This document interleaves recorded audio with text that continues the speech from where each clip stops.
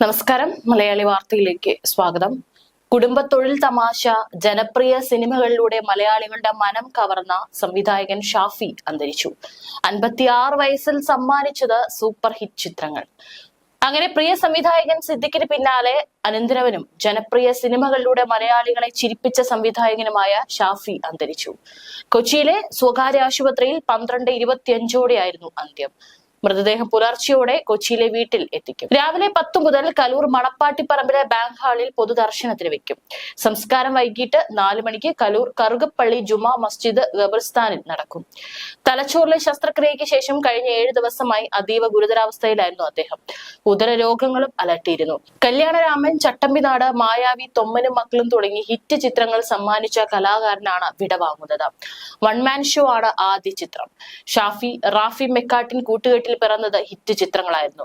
ദശമൂലം ദാമു, മണവാളൻ, സ്രാങ്ക് തുടങ്ങി മലയാളികൾ എന്നും ഓർമ്മിക്കുന്ന ഹാസ്യ കഥാപാത്രങ്ങൾ അദ്ദേഹത്തിന്റെ സംഭാവനയായിരുന്നു. നർമ്മം മൂലധനമാക്കിയ കൂട്ടുകുടുംബത്തിൽ നിന്ന് 3 സൂപ്പർ ഹിറ്റ് സംവിധായകർ, 3 പേരും ചിരിയുടെ രാജാക്കന്മാർ. സിദ്ദിഖ്, റാഫി, ഷാഫി എന്നീ പേരുകൾ സിനിമയോടൊപ്പം കാണുമ്പോഴേ പ്രേക്ഷകർക്കറിയാം അതിൽ ചിരിക്കുള്ള വക യഥേഷ്ടമുണ്ടെന്ന്.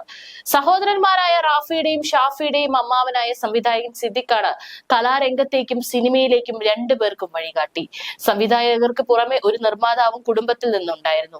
കാബൂളിവാല ഉൾപ്പെടെയുള്ള സിനിമകൾ നിർമ്മിച്ച കാവ്യ ചന്ദ്രിക അസീസ് സിദ്ദിഖിന്റെ പിതൃ സഹോദരൻ. ഒരു കാലത്ത് കൊച്ചി പുല്ലേപ്പടിയിലെ കറുപ്പനൂപ്പിൽ തറവാട്ടിൽ എല്ലാവരും ഒന്നിച്ചായിരുന്നു താമസം. ചിരിയുടെ ആ തറവാട്ടിൽ കാരണവന്മാരെല്ലാം ചിരിയുടെ ആശാന്മാർ. ആ ചിരിക്കൂട്ടത്തിൽ നിന്ന് സിദ്ദിഖ് വിട പറഞ്ഞ് 2023 ഇപ്പോൾ ഷാഫിയും. റാഫിയുടെയും ഷാഫിയുടെയും അമ്മയും സിദ്ദിഖും ജ്യേഷ്ഠാനുജന്മാരുടെ മക്കളാണ്. അമ്മാവനാണെങ്കിൽ റാഫിയും ഷാഫിയും സിദ്ദിഖിനെ വിളിച്ചിരുന്നത് അണ്ണ എന്ന്. കൂട്ടുകുടുംബകാലത്ത് സിദ്ദിഖിന്റെ സഹോദരങ്ങൾ വിളിക്കുന്നത് കേട്ട് തുടങ്ങിയ ശീലം. ആ കൂട്ടുകുടുംബത്തിൽ ഗൗരവമുള്ള കാര്യങ്ങൾ പോലും അവതരിപ്പിച്ചിരുന്നത് ഹാസ്യത്തിന്റെ മേമ്പൊടിയോടെയാണ്. ആരെങ്കിലും വിമർശിക്കുന്നെങ്കിൽ അയാളെ പോലും ചിരിപ്പിക്കുന്ന രീതിയിൽ അത് അവതരിപ്പിക്കാൻ കഴിയുന്ന പാരമ്പര്യമാണ് 3 പേർക്കും സിനിമയിലും കരുത്തായത്. ഒരു സിനിമാ കമ്പനി പോലെ കറുപ്പനൂപ്പിൽ തറവാട്ടിന്റെ മുറ്റത്തിരുന്ന കഥയുടെ രസച്ചരട് കോർത്ത പലരും മലയാള സിനിമയുടെ ചരിത്രത്തിന്റെ ഭാഗമായി. കൊച്ചിൻ അനീഫയും സിദ്ദിഖും ലാലും അവരെ കേട്ടിരുന്ന റാഫിയും ഷാഫിയും എല്ലാം ഒഴുകിയെത്തിയത് സിനിമയുടെ വഴിയെ തന്നെ. MH റഷീദ് എന്നാണ് ഷാഫിയുടെ യഥാർത്ഥ പേര്. റാഫിയുടെയും ഷാഫിയുടെയും പിതാവ് MP ഹംസ മലബാറിൽ നിന്നായിരുന്നു. ചെറുപ്പത്തിൽ കൊച്ചിയിൽ വന്ന അദ്ദേഹം വിവാഹശേഷം കൊച്ചിയിൽ സ്ഥിരതാമസമാക്കി. എല്ലാവർക്കും ഓരോ കുലത്തൊഴിൽ ഉണ്ടാകുന്നത് പോലെ ഈ കുടുംബക്കാരുടെ കുലത്തൊഴിൽ തമാശയാണെന്നാണ് ഷാഫി പറഞ്ഞിരുന്നത്. കൂട്ടുകുടുംബത്തിൽ നിന്ന് താമസം എളമക്കരയിലേക്ക് മാറ്റിയപ്പോഴേക്കും ഇരുവരുടെയും ജീവിതവും മാറി. പിതാവിന് ക്രോംപ്ടൺ ഗ്രീവ്സിലായിരുന്നു ജോലി പോയതോടെ മാതാവ് നബീസുമയുടെ തയ്യൽ ജോലി കൊണ്ട് മാത്രം കാര്യങ്ങൾ നടക്കാതെയായി. 10ാം ക്ലാസ് കഴിഞ്ഞതോടെ റാഫിയും ഷാഫിയും ജോലിക്ക് പോയി തുടങ്ങി. മിമിക്സ് പരേഡുമായി നടക്കുന്നതിനാൽ പലപ്പോഴും റാഫിക്ക് ജോലി നഷ്ടപ്പെടുമ്പോൾ ബാഗ് നിർമ്മിക്കുന്ന അമ്മാവന്റെ കമ്പനിയിൽ ജോലി ചെയ്തിരുന്നു. ഷാഫിയുടെ വരുമാനമായിരുന്നു കുടുംബത്തിന്റെ ആശ്രയം. ജോലി തിരക്കൊഴിയുമ്പോൾ മിമിക്രിയും മോണോ ആക്ടും നാടകവുമായി കലാരംഗത്ത് വിടാതെ കൂട്ടുപിടിച്ചിരുന്നു. ഇതിനിടെയാണ് അമ്മാവൻ സിദ്ദിഖ് സഹസംവിധായകനായി സിനിമയിലെത്തിയത്. അതോടെ റാഫിയുടെയും ഷാഫിയുടെയും മോഹം സിനിമയായി. സഹോദരൻ സിനിമയിലെത്തിയതോടെ സിനിമയായി ഷാഫിയുടെയും മോഹം.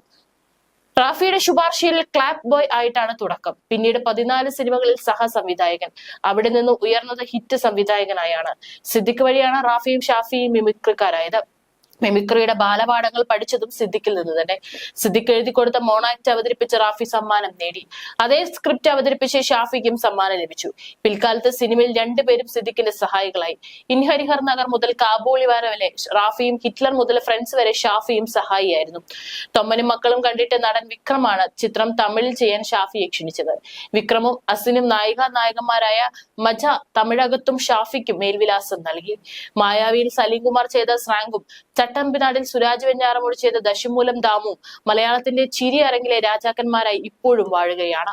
ഷാഫിയുടെ ഈ 2 കഥാപാത്രങ്ങളാണ് പുതിയ കാലത്തെ സാമൂഹിക മാധ്യമങ്ങളിലെ ട്രോൾ രാജാക്കന്മാരും.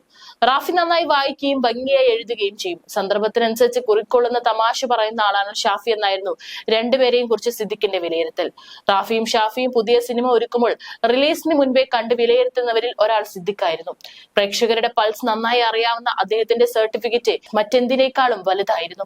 സിദ്ദിഖ് അണ്ണന് മിമിക്രിക്കാരനായപ്പോൾ ഞാനും റാഫിക്കയും മിമിക്രിക്കാരായി. അദ്ദേഹം സിനിമയിലെത്തിയപ്പോൾ ഞങ്ങളും സിനിമയിലെത്തി. അദ്ദേഹം സംവിധായകനായി, ഞങ്ങളും സംവിധായകരായി. അദ്ദേഹമാണ് ഞങ്ങളുടെ റോൾ മോഡൽ എന്ന് ഷാഫി ഓർത്തെടുക്കുമായിരുന്നു. ഇപ്പോൾ ഷാഫി ജീവിതത്തിൽ നിന്ന് യാത്രയാകുന്നു സിദ്ദിഖിന്റെ വഴിയെ.